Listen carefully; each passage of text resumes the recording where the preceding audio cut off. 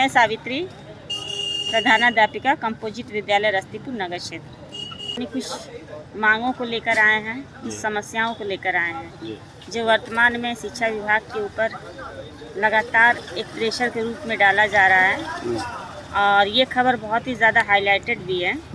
आप भी वाकिफ़ होंगे कि जो विद्यालयों को मर्ज किया जा रहा है, 50 से कम संख्या वाले विद्यालयों को उससे थोड़ी अधिक संख्या वाले विद्यालयों के साथ कंबाइन करके और एक स्कूल बनाया जा रहा है। हम लोग इसी चीज़ का विरोध कर रहे हैं क्योंकि ये छात्रों के हित में नहीं है। सबको पता है कि हमारे बच्चे बहुत ही ग्रामीण तबके से और बहुत निम्न तबके से आते हैं, जिनको बहुत मेहनत और मशक्क़त से हम अपने विद्यालय पे बुलाते हैं। अगर उनके विद्यालयों की दूरी 3 से 4 किलोमीटर हो जा रही है तो उनका घर से निकलना दूभर हो जाएगा। माँ कटिया करने चली जाती है, एक बच्चा जो है 10 बच्चों को संभाल रहा है। ऐसी परिस्थिति में हम लोग प्रत्येक दिन बच्चों को घर जाते हैं, बुलाते हैं। तो शिक्षक 3 किलोमीटर जाएगा, फिर उनको लेकर आएगा, पढ़ाएगा, फिर उनको छोड़ेगा। रास्ते की तमाम दिक्कतें हैं, ट्रैफिक है, रोड है। सभी विद्यालय सही तरीके से नहीं मर्ज किए जा रहे हैं और इतनी असुविधाएं हैं। और इसी का विरोध करने हम लोग उपस्थित हुए हैं कि ये जो नीति सरकार की चल रही है विद्यालयों को मर्ज करने की, इसको तत्काल प्रभाव से रोका जाए और छात्रों के हित में सोचा जाए।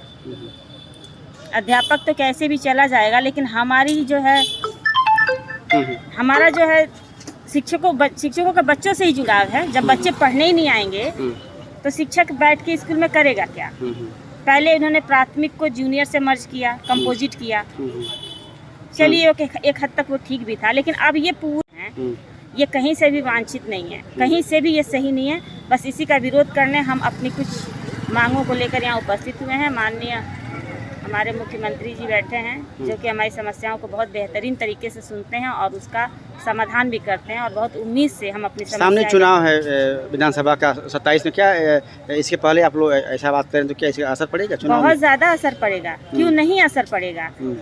हमारी आधी आबादी गाँव में बसती है।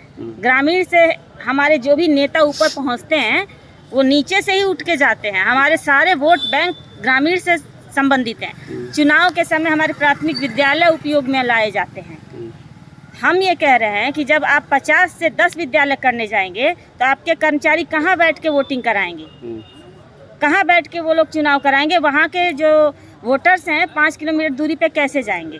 सरकार कह रही है कि नहीं हम विद्यालयों को ओपन रखेंगे, तो किस बेस पे आप ओपन रखेंगे उस विद्यालय को जब वहाँ टीचर और बच्चे ही नहीं रहेंगे।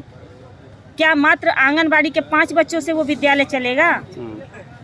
आप कह रहे हैं बाल वाटिका चलाएंगे, बाल वाटिका में आपकी कितनी संख्या रहेगी, कितनी आंगनबाड़ी हैं जो उसको चला पाएंगी और उसको सुसज्जित और अच्छे तरीके से रख रखाव हो पाएगा उस विद्यालय का। एक टीचर जहां अपने विद्यालय में 50 बच्चे भी मुश्किल से एकत्र कर रहा है तो वो बहुत मशक्क़त से एकत्र कर रहा है। आधार की आपकी बाध्यता हो गई है कि आधार कार्ड होना अनिवार्य है। प्राइवेट में भी आपने आधार लागू कर दिया। चलिए सरकारी विद्यालयों में तो आधार दिया जा रहा है, समझ में आता है, उसमें आप सुविधाएं दे रहे हैं। उसी चीज़ को आप प्राइवेट में लागू कर रहे हैं।